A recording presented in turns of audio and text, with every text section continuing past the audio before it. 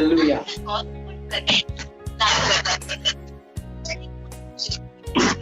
Thank you Jesus. आइए परमेश्वर का वचन में हम जाए। आज परमेश्वर का वचन हमें सुनाया जा रहा है और परमेश्वर आज क्या कहना चाहता है तमाम जवानों को। तो आज हम देखेंगे कि परमेश्वर का उस में हम आए हैं। Thank you Jesus. मेरे साथ खोलेंगे सबसे पहले आप सबको जय मसीह की, और मेरे साथ आप खोलेंगे फिलिपियों का किताब पहला अध्याय 20 और 21 पद को हम देखेंगे। तमाम जवान लोग ध्यान से सुनेगा। फिलिपियों का किताब पहला अध्याय 20 और 21 पद। मैं तो यही हार्दिक लालसा और आशा रखता हूँ। हाँ, मैं तो हार्दिक लालसा और आशा रखता हूँ कि मैं किसी बात में लज्जित न हूँ। कि मैं किसी बात में लज्जित नहीं हूँ। ऐसा कोई काम नहीं करूं कि मेरा सिर नीचे हो जाए। पर जैसे मेरे प्रबल साहस के कारण मसीह की बढ़ोतरी मेरी देह के द्वारा सदा होती रहती है। जैसे मेरे प्रबल साहस के द्वारा मसीह मेरी देह के द्वारा उन्नति पाता है। यानी मेरा शरीर के काम ऐसे नहीं है कि मसीह लज्जित हो, लेकिन मैंने अपने शरीर को भी ऐसे रखा है कि मेरे शरीर के द्वारा मसीह का नाम ऊंचा हो। हालेलुया। वैसा ही अब भी हो, चाहे मैं जीवित रहूं या मर जाऊं। चाहे मैं जीवित रहूं या मर जाऊं, लेकिन मेरे देह के द्वारा परमेश्वर के नाम की महिमा हो जाए। ध्यान दीजिए तमाम जवान लोग, आज आपका हमारे शरीर के द्वारा परमेश्वर को महिमा मिलना चाहिए। लेकिन 21 पद पौलुस कहता है कि जीवित रहना मसीह है और मर जाना मेरे लिए लाभ है। यानी जीऊंगा तो यीशु मसीह के लिए जीऊंगा और मरूंगा तो सीधा स्वर्ग जाऊंगा। हालेलुया। तो याद रखिए परमेश्वर ने आपको और मुझे जब बुलाया है तो जीवित रहना है तो मसीह में जीना है। मसीह के बाहर जीवन ना जिए, क्योंकि यीशु मसीह ने आपको और हमें बुलाया है और मसीह में जीवन। और मसीह की बुनियादी शिक्षा ये है, जिन्हें मसीह कहता है वो प्रेम से भरे रहते हैं। इसलिए याद रखें 21 पद में इस प्रकार का है कि जीवित रहना मेरे लिए मसीह है। अगर आप और मैं जीवित हैं तो मसीह यीशु के कारण जीवित है, तो मसीह यीशु में हमारा जीवन होना चाहिए। उसका चाल चलन के मुताबिक, उसके वचन के मुताबिक हमारा जीवन होना चाहिए। और यदि हम मर भी जाए तो हमें मालूम है कि स्वर्ग तो हमें गिफ्ट में मिला है। हालेलुया। अगर हम मर जाते तो सीधा स्वर्ग में ट्रांसफर होंगे। मरना आसान है, जिंदा रहना बहुत मुश्किल। कई लोग सुसाइड कर लेते, आसानी से मर जाते हैं। साइनाइड एक ऐसा वस्तु होता है, वस्तु नहीं बोलेंगे, क्या बोलेंगे, केमिकल होता है। बहुत ही सिर्फ जबान में अल्पिन चुभाने के जैसा है। चुभा लिया, साइनाइड इतना पावरफुल होता है कि खत्म हो जाता है व्यक्ति, तब रखने का भी मौका नहीं मिलता है। लेकिन याद रखे मसीह में अगर हम जीवन नहीं जी रहे हैं तो हम जिंदा तो कहलाते हैं पर चलती फिरती लाश है, जिसे कोमा कहते हैं। अगर कोई व्यक्ति कोमा में चला जाए तो उसके सारे अंग काट दो, लेकिन उसे पता नहीं चलेगा कि उसके अंग कट गए भी। अगर हम मसीह से बाहर हैं तो हम भी कोमा के जैसे हैं, इसलिए कोमा से बाहर आना है। इस कारण हॉस्पिटल में डॉक्टर लोग उसे पटक रखते हैं कि आज नहीं तो कल, नहीं तो परसों, नहीं तो साल भर बाद, नहीं तो 5 साल बाद या 15 साल बाद ये व्यक्ति कोमा से बाहर आएगा। हालेलुया। यदि हम कोमा में हैं, तमाम लोग ध्यान दीजिए, अगर कोमा में हैं तो डॉक्टर यीशु मसीह ने पटक रखा है कि एक न एक दिन कोमा से बाहर आ जाएगा और मसीह इनमें राज करने पाए। हालेलुया। तो इसलिए पौलुस बोलता है कि लज्जित होने न पाऊं, लेकिन मेरी देह के द्वारा परमेश्वर की महिमा होना चाहिए। जब मैं प्रार्थना करूं तो परमेश्वर के नाम की महिमा होना चाहिए। जब मैं आराधना करूं तो परमेश्वर के नाम की महिमा होना चाहिए। बाइबल बताती है जिन याजकों को, जिन गाने वालों को खुदा का बंदे ने, दाऊद ने लेकर रखा था, सुलेमान ने भी, बाइबल बताती है वहां पर जब वो आराधना किया, गीत गाया, परमेश्वर का महिमा उतर आया। हालेलुया। और याजक लोग वहां ठहर नहीं पाए, मूसा भी वहां पर था, याजक लोग ठहर नहीं पाए, तंबू से बाहर उन्हें भागना। याद रखें, हमारा शरीर चाहे हम यहाँ रहे, चाहे दूर रहे, चाहे पास रहे, लेकिन सदैव उसे भागते रहे। हालेलुया।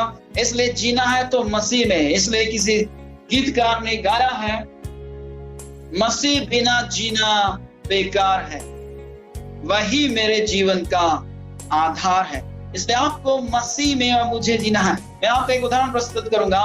मकड़ी जब जाला बुनती है तो उसका जीवन पूरा जाले में ही निकलता है, और वो मरती है तो जाले में ही मर जाती है, जाले के बाहर वो मरती नहीं है।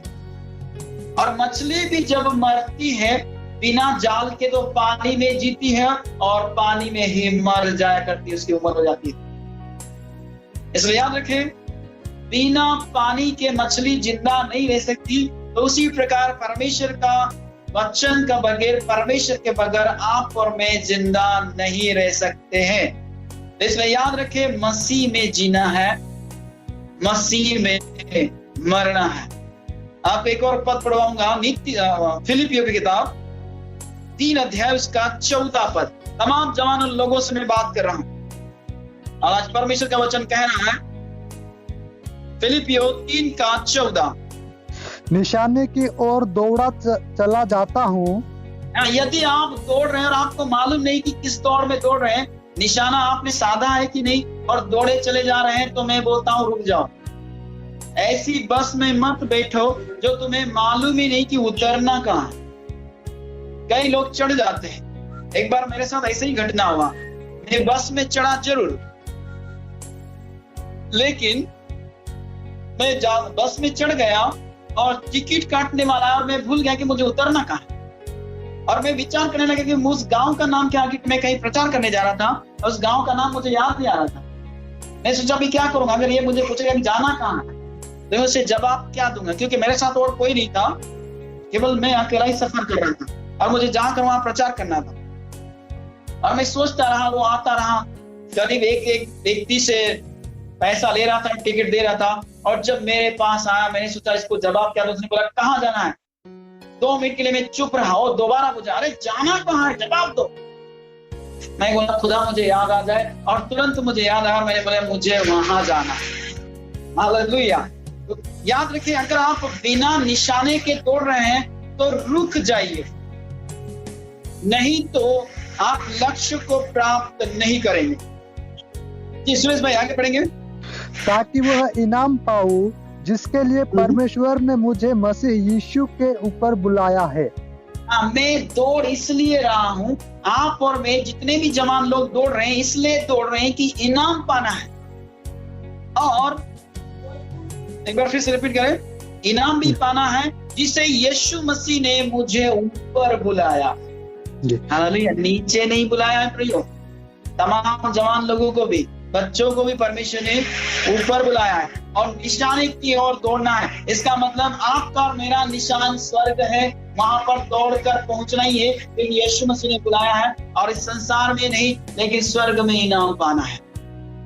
हालेलुया। और मैं इसलिए इनाम पाऊं, इसलिए दौड़ रहा हूं कि इनाम पाऊं। देखो, दौड़ में तो बहुत लोग दौड़ते हैं, कक्षा में तो बहुत लोग बैठते हैं, कॉलेज में तो बहुत लोग बैठते हैं, लेकिन कोई एक मेडल लेके जाता है तो ऊपर बनता है, सबके सब नहीं। हम ऐसे दौड़े इनाम पाए। हालेलुया। कई लोग दौड़ते दौड़ते हाफ जाते, थक जाते, और बीच में दम लेते, रुक जाते, बोले मैं बहुत थक गया हूं।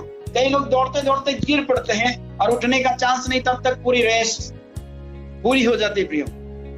इसलिए याद रखें, ऐसा न दौड़े बिना निशाने के नहीं, लेकिन निशाना लगाना है और फिर दौड़ना है।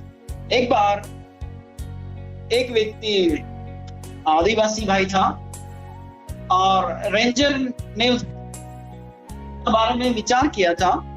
इस पेड़ का बीच में से यदि आप तीर को निकाल दोगे तो जितनी जमीन चाहता है, जिस पर तू कब्जा करके रखा है, वो जमीन मैं तुझे दे दूंगा।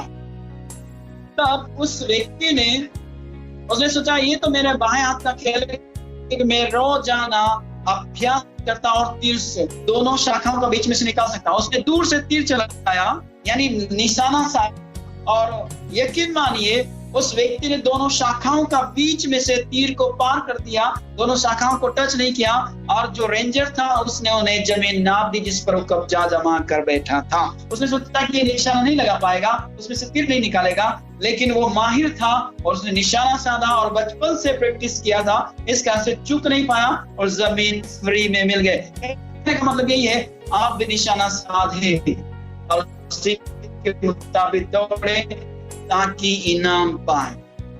हालेलुया।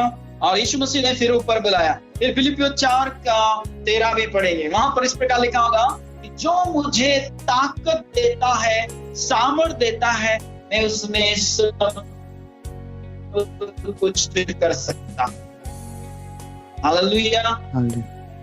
तो यहाँ पर बाइबल बताती तमाम जवानों को परमेश्वर ही ताकत देता है। यदि परमेश्वर को बोले परमेश्वर मुझे कर दे, मुझे बुद्धि दे, मुझे समझ दे, मुझे ज्ञान दे, और जो मैं एक्सपेरिमेंट कर रहा हूं उसमें फलता मुझे मिले, प्रभु मुझे बल दे, तो परमेश्वर मना नहीं करेगा, लेकिन बल पड़े काम। तो बाइबल इस प्रकार कहती है कि परमेश्वर हमें ताकत देता है, हमें बल देता है, जो मुझे सामर्थ देता है। याद रखें, हमें ये मालूम होना चाहिए कि सामर्थ किसकी है। आप जिस व्यक्ति से और उससे जब सामर्थ उस व्यक्ति को चाहिए जो कमजोर है।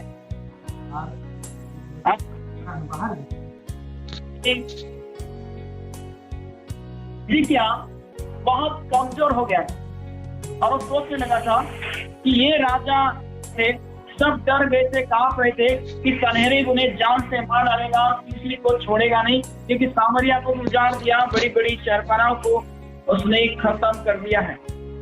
तो उसी प्रकार विचार करने लगा था, लेकिन उसने विचार किया कि परमेश्वर ही ताकत दे सकता है, परमेश्वर ही इस व्यक्ति से हमें बचा सकता है। और उसने बोला यहोवा परमेश्वर दे, वो तेरे खिलाफ में बोल रहा है, उसकी धमकी को दे, तेरे विरुद्ध में बोल रहा है। और परमेश्वर का स्वर्गदूत रात में आया जिसका नाम प्रधान स्वर्गदूत मिकाइल है, और उसने तलवार चलाई और 1,85,000 को मार गिराया। और सुबह जब राजा उठा, हिचकिया नहीं, सनहेरीब उठा, उसने देखा उठो, सोते क्यों हो, लेकिन उनका बदन पे एक भी निशान खरोच नहीं पाया गया, लेकिन सबसे सब ढेर हो गए और वो उस स्थान को छोड़कर भाग गया। यानी कि जो मुझे सामर्थ देता है उसमें मैं सब कुछ कर सकता हूँ। और हिजकिय्याह को परमेश्वर ने सामर्थ दिया और सब कुछ कर पाया। उसका एक ही भरोसा था, मेरा परमेश्वर मुझे बचाए। हालेलुया। अगर आप जहाँ कहीं भी हैं, अगर आपका भरोसा परमेश्वर पर है तो परमेश्वर ताकत देगा, बल देगा, और हम जयवंत से भी बढ़कर होंगे।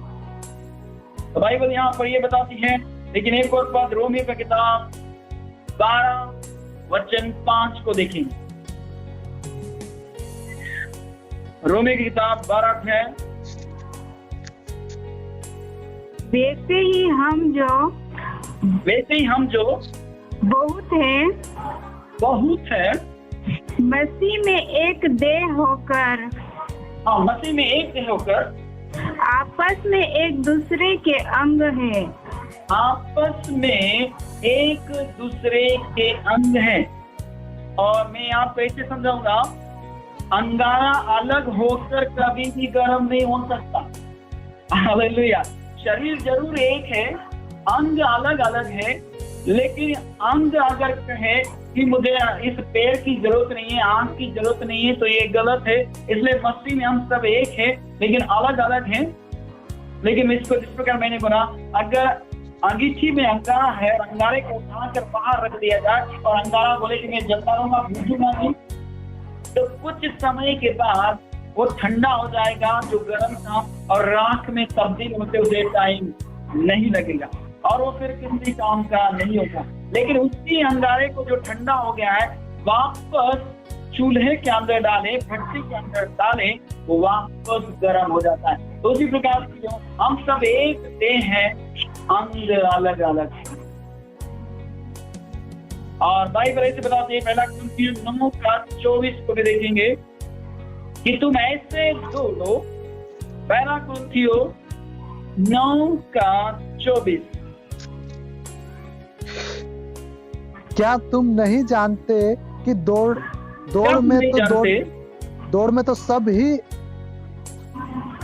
दौड़ते हैं जी। परंतु इनाम एक ही लेता है।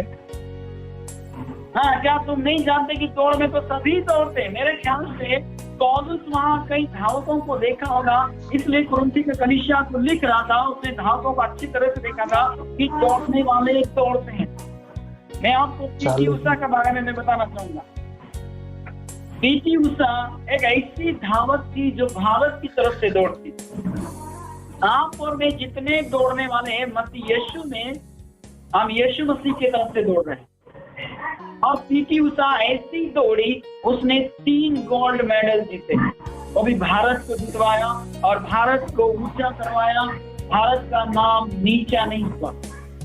और फिर राजीव गांधी ने देखा कि पीटी उषा बहुत बेहतरीन धावक है, बहुत अच्छी दौड़ती है।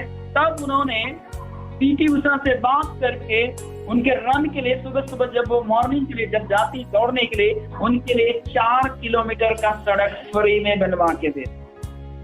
और वो डेली उसी पर प्रैक्टिस करती थी, लेकिन उसने गोल्ड मेडल जीत पाया है। यदि आप और मैं मसीह का वचन से लगातार प्रैक्टिस करेंगे तो निश्चय स्वर्ग में मुकुट पाएंगे।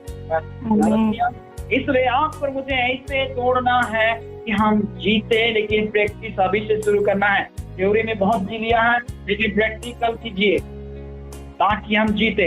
उसके बाद एक और थी भारत की ओर से, जिसका नाम शाइनी विल्सन थी, और वो भी भारत की तरफ से एक अच्छी धावक थी। और वो दौड़ने के लिए गई। शुरुआत तो उसने अच्छी करी। याद रखिए, जब कोई व्यक्ति दौड़ता है तो 2 लाइनें रहती है, उस 2 लाइन के अंदर ही दौड़ना है। और इसने शुरुआत अच्छी करी, लगभग 20 मीटर रह गया था और उसका पैर दूसरी लाइन में चला गया। जब दूसरी लाइन में चला गया और दौड़ते ही गई, उसने सोचा कि मेरे पीछे आने वाले आगे ना बढ़ जाए, और वो दौड़ती गई और आखिर में बाउंड्री को क्रॉस कर दिया और बोलने लगी मैं जीत गई। लेकिन उसे एक भी मेडल मिला नहीं। कारण ये है कि वो दूसरे की पंक्ति में पैर रखकर दौड़ रही थी। याद रखें, आपको और मुझे दौड़ना है तो अपनी लाइन में दौड़ना है, दूसरे को देखकर मत दौड़ना है, दूसरे को देखकर चलना भी नहीं है। कई लोग दौड़ते हैं, दौड़ते समय आजू बाजू ध्यान देते हैं, अगर कोई आगे बढ़ जाए तो उसकी टांग खींचते हैं। कई जवान लोग ऐसे हैं जो टांग खींचने वाले हैं, अगर उसके पास ज्यादा वजन है तो उस पर ज्यादा ध्यान देते, लेकिन अपनी दौड़ पर ध्यान नहीं देते। आज परमेश्वर का वचन कह रहा है, अपनी दौड़ पर ध्यान दो। बाइक चलाने वाला चलाते समय अगर वो पीछे देखता रहेगा तो उसका एक्सीडेंट होने से कोई नहीं रोक सकता, और स्वर्गदूत उसको स्वर्ग में कहते सुनेंगे, स्वर्ग में आपका स्वागत है।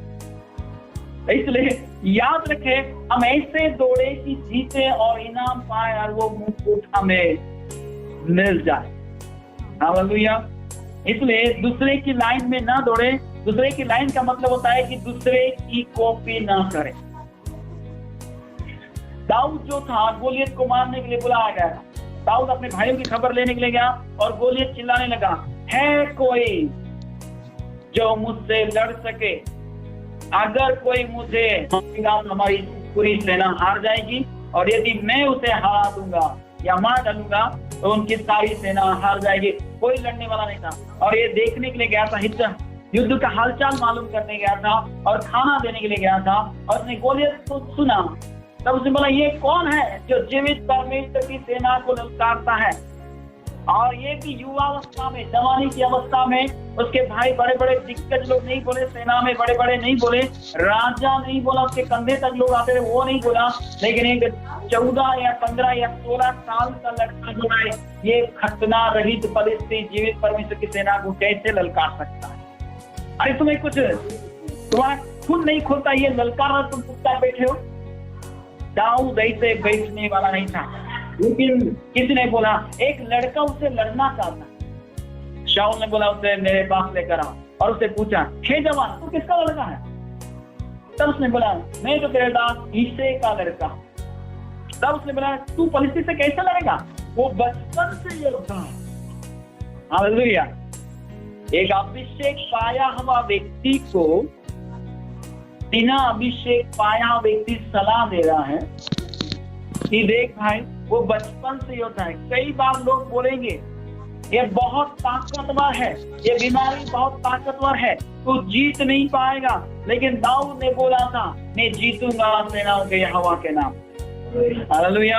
जब शेर या भालू मेरे भेड़ बकरियों को खाने के लिए आते थे, मैं यहोवा की सहायता से उनको टुकड़ा कर देता था, मार दिया करता था। दाऊद ऐसा बोलता, ये खतरा रहित परिस्थिति कौन है जो जीवित परमेश्वर की सेना को ललका था। तब शाऊल ने बोला, ठीक ठीक ठीक ठीक ठीक, तू लड़ना चाहता है, एक काम करिए, मेरी ड्रेस पहन, मेरा कवच पहन ले। और बाइबल बताती है जब उसने कवच जब पहना तो चल नहीं पाया, हाथ हिला नहीं पाया, ड्रम में जैसे उतर गया। उसने बोला, तुम्हारी ड्रम तुम संभालो, मुझे कोई जरूरत नहीं है। शेर या भालू से लड़ा तो कोई कवच मैंने नहीं पहना, लेकिन मेरा कवच, मेरी ढाल, मेरा ऊंचा करने वाला यहोवा परमेश्वर है। और इस तरह उसने कहा, मुझे नहीं चाहिए, तुम्हारी तलवार भी नहीं चाहिए, रख लो, मैं इसको उठाऊंगा कि लड़ूंगा। उसका वजन भी इतना था। और आखिर में उसने कॉपी नहीं किया, लेकिन अपने पास जो था उसका इस्तेमाल किया और एक ही पत्थर में गोलियत को धराशायी औंधे मुंह करवा। हालेलुया। इसलिए याद रखें, कॉपी करना बंद करें, जो हमारे पास है उसमें संतोष करे, ताकि परमेश्वर हमें और भी आगे बढ़ाए। तो परमेश्वर का वचन आपको मुझे यही बात कह रहा है। और मैं और आपको आगे लेके चलता हूँ यिर्मयाह का किताब 51 अध्याय उसका 20 और 22 पद देखेंगे।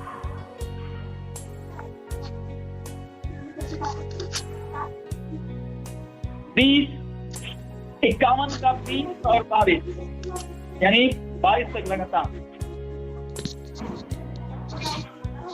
जी पढ़ेंगे कोई?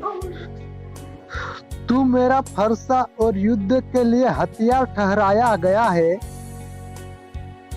हाँ, तो बाइबल बताती है, तू मेरा फरसा और युद्ध का हथियार है। परमेश्वर आपके मेरे बारे में बोल रहा है, जितने भी लोग हैं, कि तू मेरा फरसा, फरसे का एक ही काम है, काटना।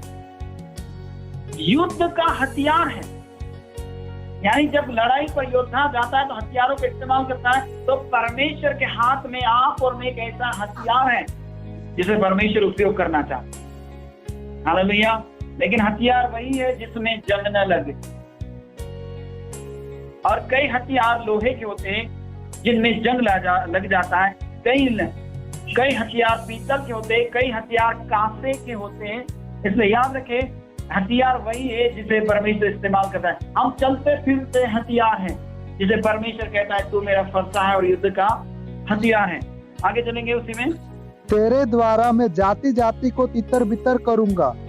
हाँ, तेरे द्वारा वहां लिखा है, लेकिन वहां पर ऐसे बोल सकते हैं, मेरे द्वारा परमेश्वर जाति जाति को तितर बितर करेगा, यानी एक प्रचार में जाति तितर बितर होगी। हालेलुया। परमेश्वर का भय मानने वाले आगे आएंगे। जी आगे जाएंगे।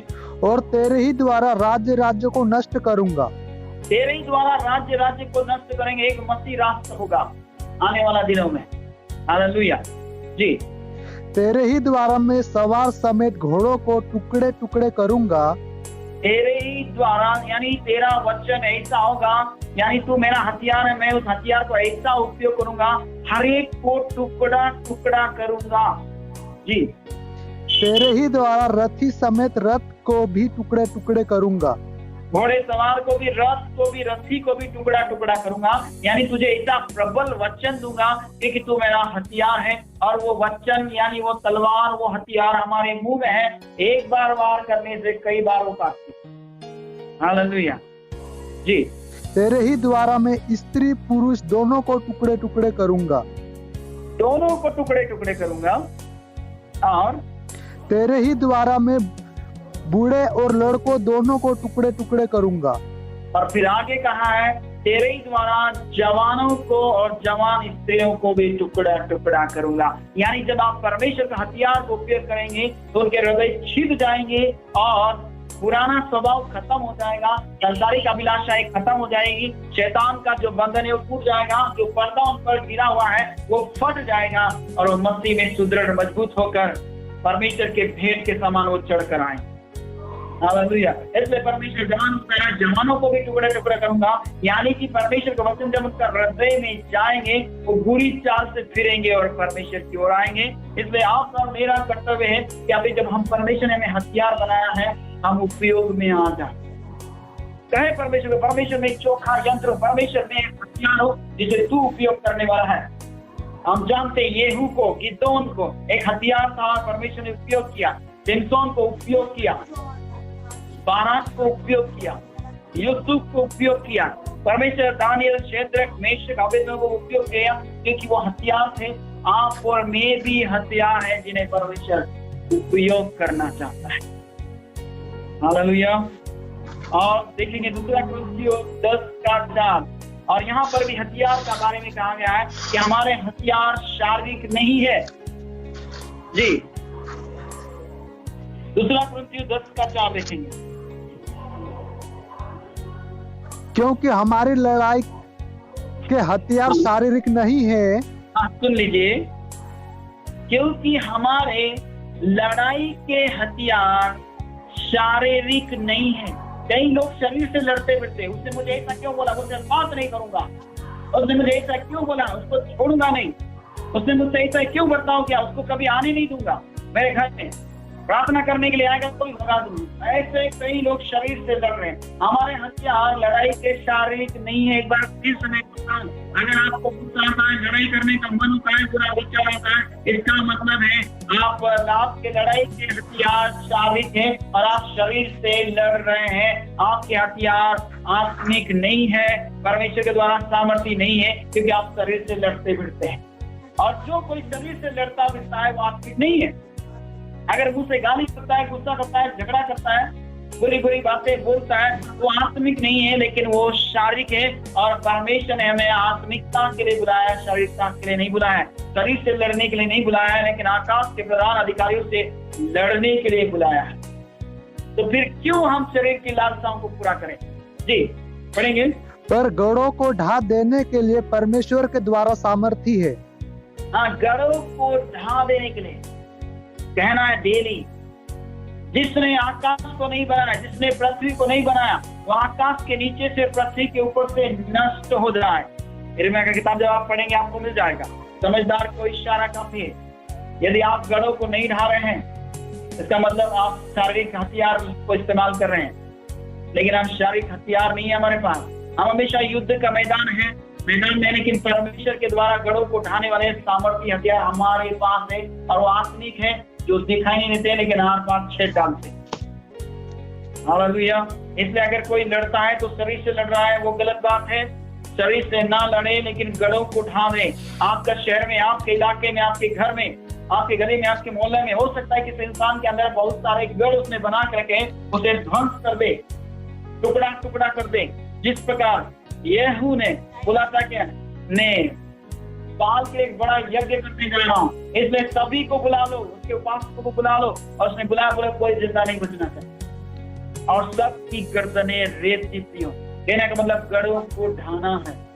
हर जगह में एक गढ़ होता है दुष्ट आत्माओं का, उन गढ़ों को ढाना है। आपके कस्बे में, आपके मोहल्ले में, आपके घर में भी हो सकता है, किसी के अंदर भी हो सकता है। जो सही बातें नहीं बोल रहा है, उल्टी सीधे बातें बोलते हैं, तो उस व्यक्ति को कुछ ना बोले, जिसके पीछे काम करने वाली दुष्ट आत्मा को धमका कि निकल यीशु मसीह के नाम में, तब वो जाएगी और मामला ठीक हो जाएगा।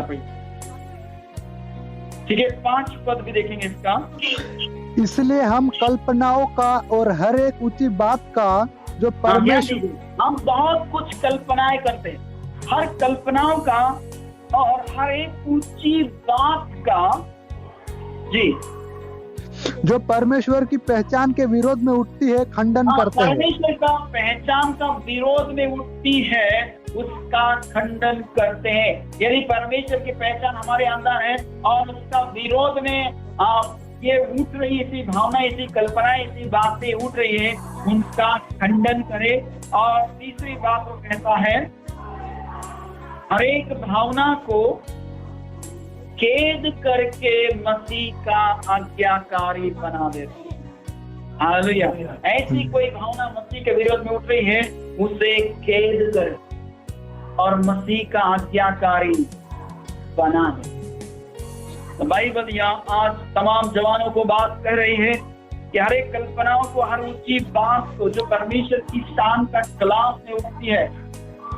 कुछ लोग ऐसे बोलते हैं, हाँ बड़ा है, बहुत प्रार्थना करते उससे क्या होता है, बहुत आराधना करते उससे होता क्या है। ऐसी कल्पनाएं, अनर्थ कल्पना करने वाला मन भी, ऐसी कल्पनाएं, ऊंची बात ऐसे बोलने वाले परमेश्वर की पहचान में ऐसी बातें होने वालों का खंडन करे और हर भावना को कैद करके। तो एक बार फिर से पढ़ेंगे ताकि हमें सब समझ में आ जाए।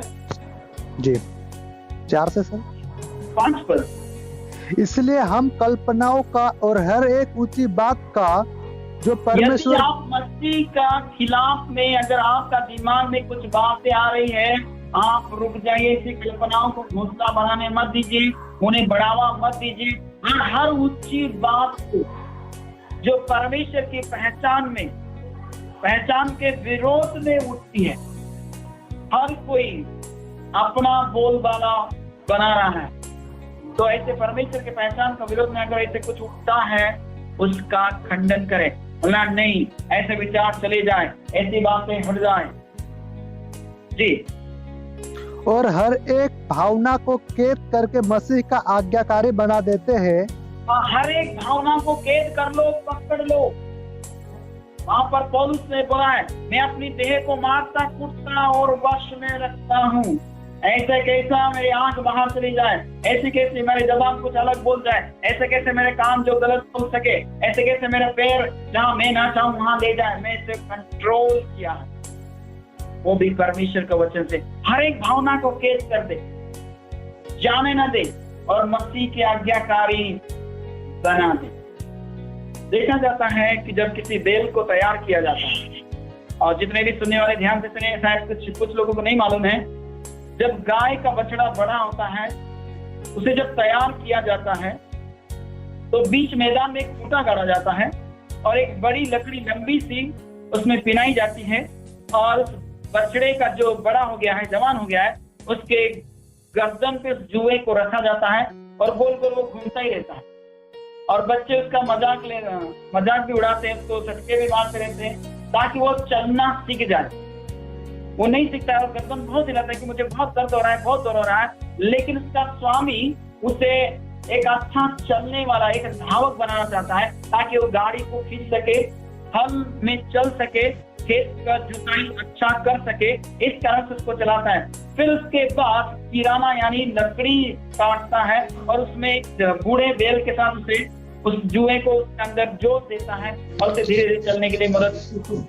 धीरे धीरे वो चलना सीख जाता है। जब अच्छी तरह सीख जाता है तो बैलगाड़ी के अंदर उसे जोत देते हैं और वो बड़ा ताकतवर हो जाता है। धीरे धीरे वो ताकत उसके अंदर समा जाती है और ताकतवर हो जाता है और चलना सीख जाता है। कहने का मतलब यही है, अपने शरीर को, हर एक भावना को कैद करना है। जहाँ भावना यानी इच्छा, हमारी इच्छा शक्ति बहुत प्रबल होती, जाना चाहती है, उधर से पकड़ कर वापस खींचना है, उसे जाने नहीं देना। नहीं, ये गलत है, वापस आ जाओ। विचारों को कंट्रोल करे और आज्ञाकारी बनाए। क्यों? क्योंकि हमारे हथियार शारीरिक नहीं है पर आत्मिक है और परमेश्वर के द्वारा गढ़ों को ढाने के लिए सामर्थ्य है। इसलिए हथियार का उपयोग करें जो गांठ गांठ और गुदे गुदे को आर पार छेदता है, वो है परमेश्वर का वचन। उसका उपयोग करें प्रतिदिन। वार करें अपने आप पर, आईने में देखकर वार करें प्रतिदिन। प्रतिदिन बोले तो सुधरा व्यक्ति मसीह का वचन के अनुसार कुछ चलेगा। आज से आंखें वही देखेगी जो परमेश्वर चाहेगा, आज से विचार वही होंगे जो परमेश्वर चाहता है। ऐसा प्रतिदिन बोले, क्योंकि जबान का वश में, नीति वचन 18:21 के मुताबिक जबान का वश में मृत्यु और जीवन दोनों होते हैं और जो कोई इसे काम में लाना जानता है इसका फल भोगेगा। इसका मतलब वो आज्ञाकारी बना डाले। हालेलुया। आज परमेश्वर का वचन आपको मुझे यही बताता है कि चाहे कुछ भी हो जाए, हमारा शरीर के द्वारा परमेश्वर को महिमा मिलने चाहिए। चाहे हम जीवित रहे तब भी मसीह में जिए और मर जाए तो मसीह में मरे, उस मकड़ी के समान। एक उदाहरण देने के बाद मैं खत्म करूंगा। कई सारे आपने बंदरों को देखा होगा, आपने गौर नहीं किया लेकिन मैंने गौर किया। कभी कभी अपनी टोली में से एक बंदर गांव में आ जाता। उसका कारण यह है कि सारे बंदरों का एक ही काम है, उछल कूद करना। जब उछल कूद करते हैं तो एक डाली से दूसरी डाली पकड़ ली जाती है, लेकिन उसके ग्रुप में से कोई एक बंदर ऐसा होता है जो भाग आया, वो जब उस टहनी को पकड़ता है और वो छूट जाती है तो उसके ग्रुप वाले से बाहर निकल जा, तो ये हमारा नाम बदनाम किया और उसे ग्रुप में रखते नहीं। इस कारण उस ग्रुप को छोड़कर वो गांव में आ जाता है, क्योंकि उसको केयर करने वाला कोई नहीं, सब मार मार के उसको भगा दे कि तुझमें इतनी ताकत नहीं कि टहनी को पकड़ सके, तो कैसे गिर गया, और इस तरह वो बाहर हो जाता है प्रियो। लेकिन याद रखे वो बाहर हो गया है, लेकिन कई महीनों के बाद जब वो वापस जाता है फिर उसे एक्सेप्ट किया जाता है कि ठीक है शायद ये सुधर गया, इसकी पकड़ मजबूत हो गई होगी। तो इसी प्रकार आपके मेरी पकड़ मजबूत हो जाना चाहिए, यानी हर एक भावना को कैद करके आज्ञाकारी बना देना आना चाहिए। हालेलुया। तब परमेश्वर कहेगा, तब हमारे ग्रुप के लोग बोलेंगे हाँ ये वही लोग ये जीते हैं तो मसीह में और मरते हैं तो मसीह में। जब कयामत का दिन यीशु मसीह आएगा तब आप और मैं जितने जिंदा हैं मरेंगे नहीं, लेकिन बदल जाएंगे। हालेलुया। आइए अपनी आंखों को बंद करें और हम प्रार्थना करें।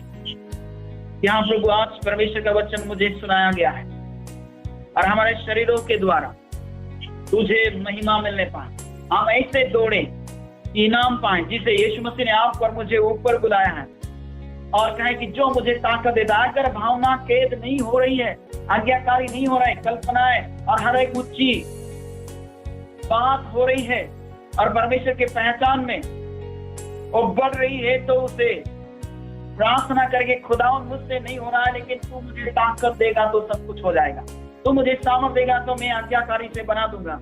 खुदा तू दया कर, अनुग्रह कर। आज परमेश्वर को कहे खुदावन तमाम जवान लोग जितने भी सुन रहे हैं, राजा तू अनुग्रह कर कि ये दौड़ने वाले बने, लेकिन लक्ष्य को निर्धारित पीटी उषा के समान दौड़े, जो पिता परमेश्वर अपनी लाइन में दौड़ते हैं, और शाइनी विल्सन के समान नहीं जो दूसरे के लाइन में पैर चला गया लेकिन मेडल नहीं पाया।